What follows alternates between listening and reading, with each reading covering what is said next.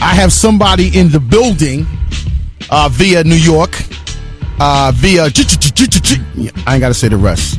Ladies and gentlemen, Lloyd Banks is in the building. Yo, what's good? What up, Banks? You?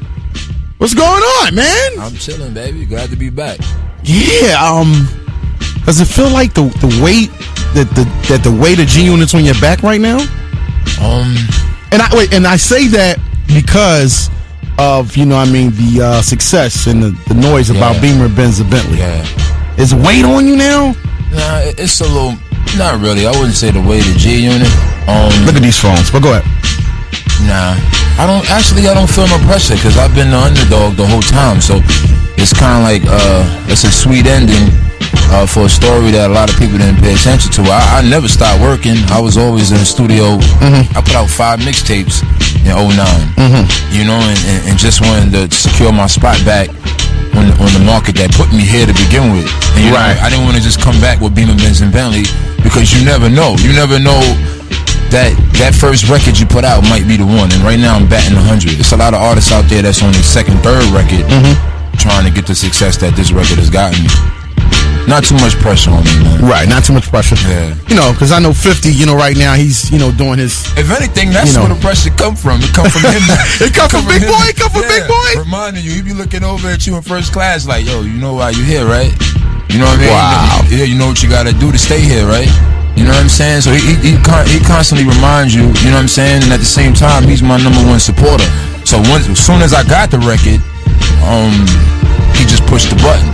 It wasn't like you got to take it to 3-4 people at the office and to convince them that this is the record. Right. I only got to convince one person now. Now, do you think if let me say this, do you think if you came with some music and it wasn't as progressive as Beamer, Benz, and Bentley, do you think you would still get that same support from 50 Cent, or do you think he would do you think 50 would ever drop it? No. And we always work together. So if I had a record, and sometimes a record just needs a little something. Maybe a slight change, maybe somebody to sing a chorus or something of that nature. But my training wheel's been off since 50 Cent is the future. Because we came into the game. If you listen to the first mixtape we put out, it was already in song format. So a lot of the things that the skills that I have now came from me being a student.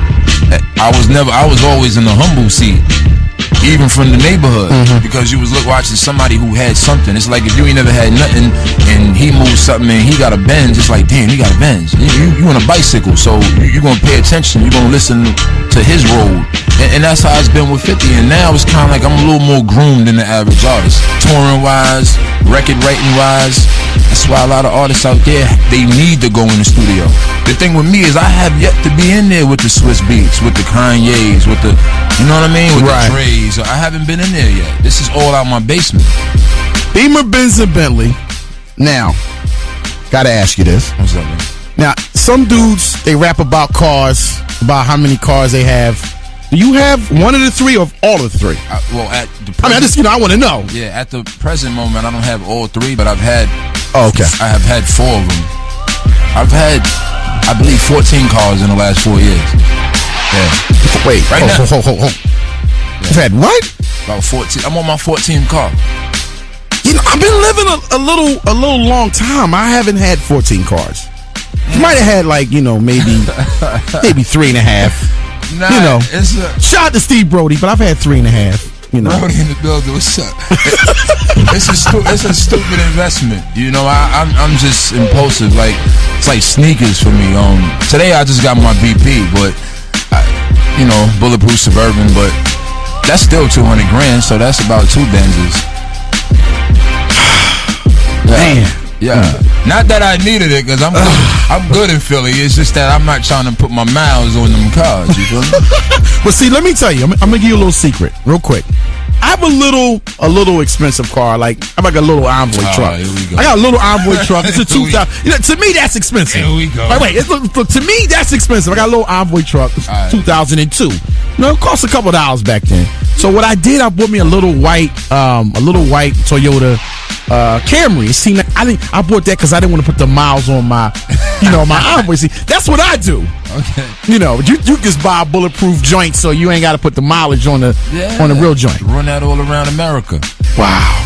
Ladies and gentlemen, Lloyd Banks is in the building. Hit us up, 215-263-6699 worldwide. 1-800-669-99 from I know you want to get at him, but listen, don't forget, we got the passes for you. Check out Erica Badu. I'm still looking for the 19th caller. We're going to jump back into Beamer, Benz, and Bentley. All right? It's 9-9.